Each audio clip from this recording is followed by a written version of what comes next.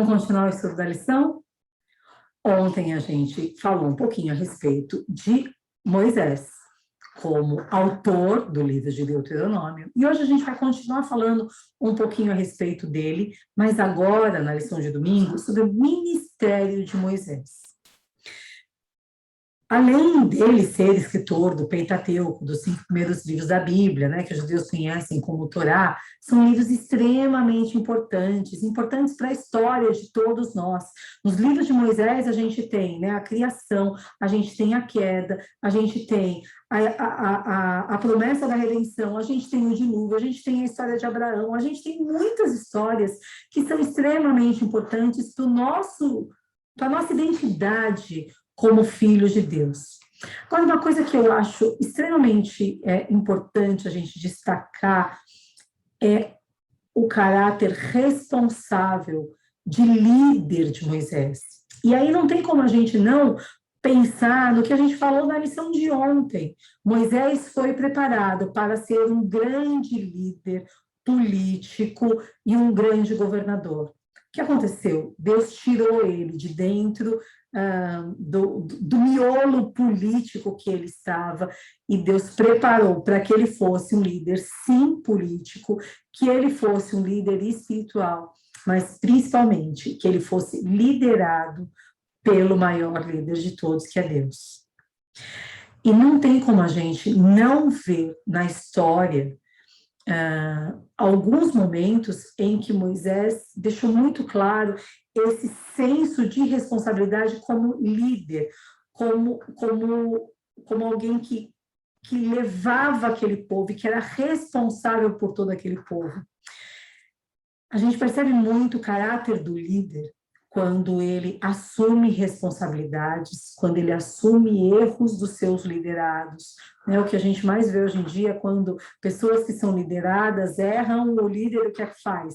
Ele aponta, fala, não, foi ele, olha, não deu certo para a gente atingir aqui a nossa meta, porque o fulano de tal não fez, olha, não deu certo para a gente conseguir aqui o que a gente planejou com a igreja, porque os membros não querem saber de fazer nada, não deu certo para a gente fazer, sei lá, tal coisa aqui dentro da nossa família, porque nem todo mundo colabora. Não é assim que a gente vê muito hoje em dia, né? Hoje em dia não, na verdade, há muito tempo. Mas com Moisés foi diferente. Moisés assumiu a responsabilidade do povo. Quando ele viu que o povo estava em pecado, ele foi conversar com Deus. E ele não veio falar para Deus, olha, eles estão pecando, eu estou tentando, Deus, mas olha, eles não querem saber de me obedecer, eu não sei mais o que eu faço com esse povo, apesar que teve até momento que Moisés chegou e falou disso, né? Olha, eu não sei mais o que eu faço com esse povo. Convenhamos, né? Eu acho que qualquer um de nós já teria desistido, né? Entregue a toalha, falado um abraço para todo mundo, vocês resolvem o que vocês querem, que eu tenho mais o que fazer. Mas quando Moisés viu aquele povo em pecado, o que ele vai falar para Deus? Ele assumiu a responsabilidade. Ele pediu perdão dos pecados dele.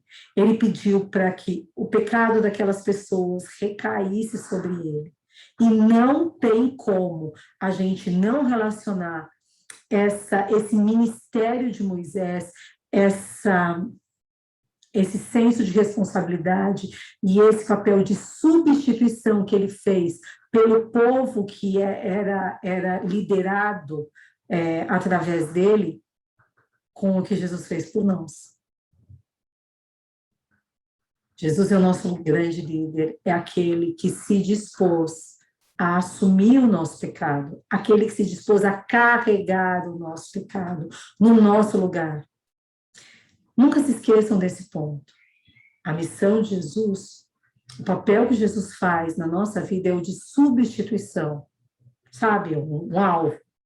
Está mirado na gente, afinal de contas, a gente que pecou. A flecha do pecado, da consequência do pecado, que é a morte, ia chegar na gente. Está aqui o alvo, né? Está aqui em nós, assim, no rosto de cada um de nós. Mas o que Jesus faz? Ele entra em substituição. Ele entra na sua frente para que a morte que vem por conta dos nossos pecados atinjam a ele Jesus. E olha só que lindo, esse texto eu tinha que ler para vocês. Em 1 Pedro 2:24 diz assim, Pedro, né, escreveu isso sobre Jesus, carregando ele mesmo em seu corpo sobre o madeiro os nossos pecados, para que nós, mortos para os pecados, vivamos para a justiça. Pelas feridas dele, vocês foram sarados. Moisés, quando estava com o povo, ele se dispôs a morrer para que o povo tivesse vida. Jesus veio aqui na Terra e ele não somente se dispôs, mas ele morreu para que eu e para que você tivéssemos vida. É difícil entender esse amor, porque não é um amor que a gente vivencia, né? Se a gente parar e pensar num amor assim mais puro que a gente consegue imaginar de nós seres humanos, seria um amor de uma mãe por um filho. E eu poderia contar, né, não necessariamente nos dedos, mas a gente poderia contar a menor porcentagem de mães que não entregariam a sua vida pelos seus filhos. A grande maioria de nós, na verdade, se fosse preciso escolher entre a nossa vida e a vida dos nossos filhos, nós entregaríamos a nossa vida pela dos filhos. Ainda assim, o nosso amor não se compara ao amor de Deus. Esse amor que é tão grande, que nos substituiu e recebeu o castigo dos nossos pecados por nós, para que nós tivéssemos a vida, para que a gente viva para a justiça, porque pelas feridas dele nós fomos sarados. É lindo isso, e a gente precisava se lembrar disso todos os dias, para que a gente pudesse agradecer a Deus por esse sacrifício tão incrível que ele fez por cada um de nós. Só que eu vou parar de falar por aqui, porque amanhã tem mais, eu espero vocês.